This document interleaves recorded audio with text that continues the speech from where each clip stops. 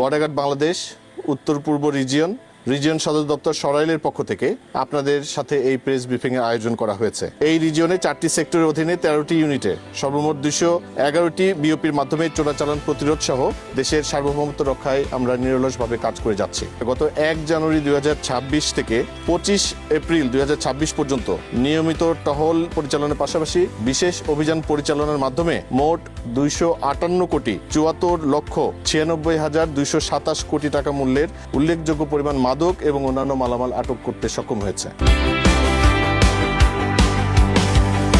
আজকে আমরা এখানে 2 ধরনের মেডিকেল ক্যাম্পেইন করছি। এই এলাকার অভাবগ্রস্ত দুস্থ মানুষ যারা বিভিন্ন ধরনের অসুখ বিসুখে ভুগছেন তাদেরকে চশমা দেয়া থেকে শুরু করে পরবর্তীতে ছানি অপারেশনেও আমরা সহযোগিতা করব। আজকে যে বিজিবি ক্যাম্পের যে অনুষ্ঠানটা করতেছে ওরা অনেক কষ্ট করছে আর তারা বিনামূল্যে চিকিৎসা দিতেছে। আমাদের এলাকার মা বোনেরা আসছে।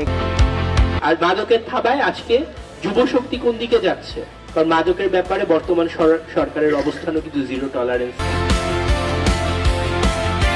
এই এলাকাগুলোকে আমরা মাদক মুক্ত করতে চাই।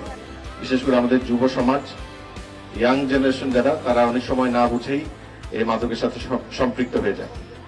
আপনারা আমাদের উপরে আস্থা রাখতে পারেন।